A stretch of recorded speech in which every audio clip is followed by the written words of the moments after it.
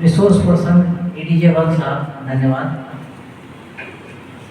DC साहब, SP साहब, जैसा कि आप लोगों ने सुना कि विभिन्न स्टेक होल्डर्स की ड्यूटी हमारे प्रथम रिसोर्स पर्सन के द्वारा बताई गई है। सबसे ज़्यादा ड्यूटी पुलिस विभाग की बताई गई है। एसपी साहब के माध्यम से हम ये कहना चाहेंगे और एसपी साहब से रिक्वेस्ट करना चाहेंगे कि अपने सभी आईओस को इन सारी ड्यूटीज से भीगी कराएं और उन्हें इम्प्रेस करें कि जितनी भी ड्यूटी है एमएससीसी एक्ट के अंतर्गत पुलिस पदाधिकारी को दी गई है वो अपनी ड्यूटी का सफल और कर्तव्य पारदर्शिता के हिसाब से उसका निर्वहन करें, जिससे कि एमएससीसी के में जो भी प्रावधान दिए गए हैं उसको पूरा किया जा सके और इस बेनिफिशियरी लेजिस्लेशन का लाभ उचित व्यक्ति को उचित समय में और सही समय में प्राप्त हो सके। इस हिसाब से भी हम अनुरोध करेंगे कि कम से कम चिकित्सा विभाग को ये निर्देश दें इस समय ये इंजरी रिपोर्ट या पोस्टमार्टम रिपोर्ट जो भी आवश्यक हो वो आईओ को प्राप्त कराएं, जिससे कि आईओस उसको सही समय से ट्रिब्यूनल के समक्ष और एवं न्यायालय में उसको प्रस्तुत कर सकें और बात का सही तरीके से और समय निष्पादन हो सके। जहाँ तक डीएलएसए का संबंध है तो डीएलएसए अपने लेवल पर डीएलएसए हमेशा इस तरह के किसी भी एक्सीडेंट होने पर, जैसा कि भी अनफॉर्चुनेटली कल परसों में एक एक्सीडेंट हुआ जहाँ जैना मोड़ के आसपास में, जैसा कि हमारे डीएलएसए सेक्रेटरी के द्वारा बताया गया, उसने स्वयं अस्पताल का निरीक्षण किया, वहाँ जो भी पीड़ित थे उनको भी जो भी सरकारी सहायता प्राप्त हो सकती थी उसको उन्हें प्राप्त करने में पूरा सहयोग किया।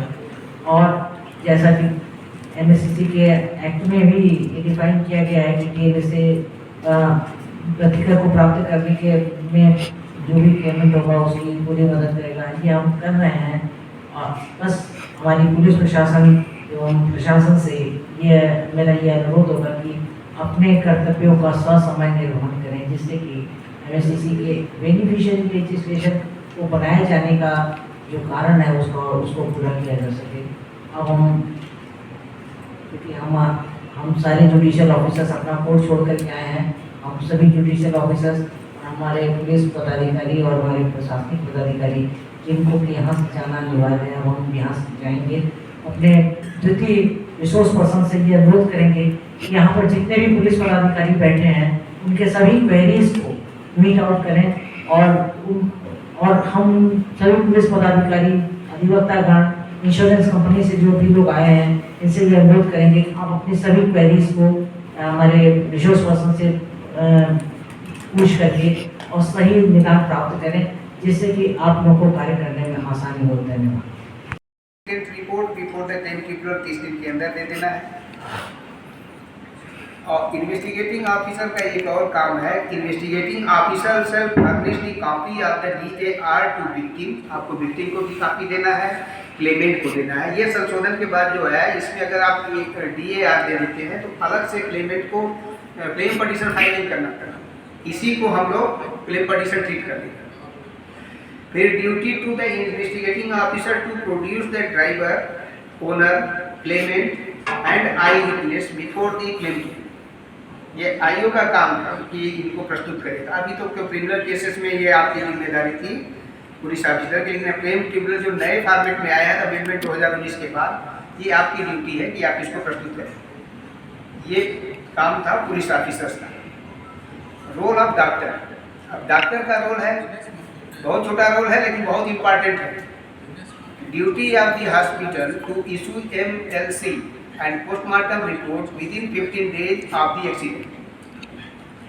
एक्सीडेंट के 15 दिन के अंदर आपको ये दे देना है।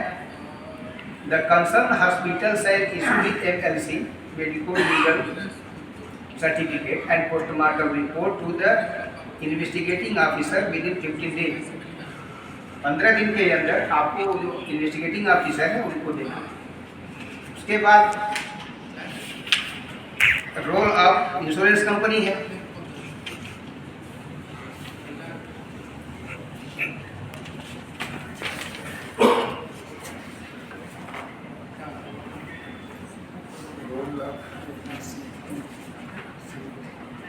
इंश्योरेंस कंपनी को एक्सीडेंट के तुरंत बाद उसको अपना एक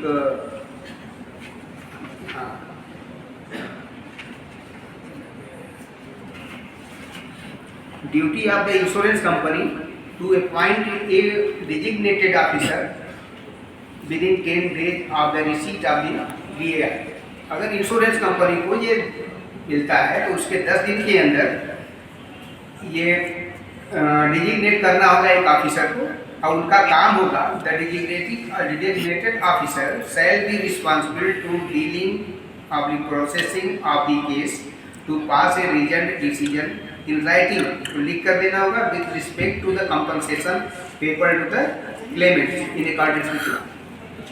उसके बाद duty of the insurance company to appoint a nodal officer. ये इंश्योरेंस कंपनी का होगा कि वो all the insurance company shall appoint a nodal officer and intimated to name, address, phone number, mobile number and email और their nodal officer.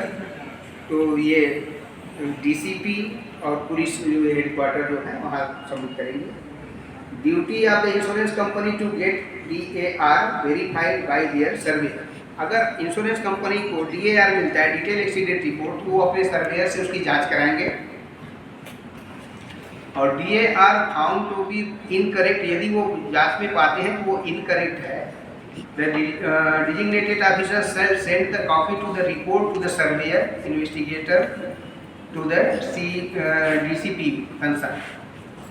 अगली duty है duty of the insurance company to process DAR and submit an offer for settlement within 30 days. अगर आपको ये जो designated officer है वो किसी अमाउंट को नियत करता है कि हाँ इतने पर समझौता हो, तो वो 30 दिन के अंदर वो सेटलमेंट कर लेना है। The insurance company shall examine the DAR and take a decision as to the quantum of the compensation payable to the claimants in accordance with law within 13 days. Date of the receipt of the copy DAR from the investigation officer।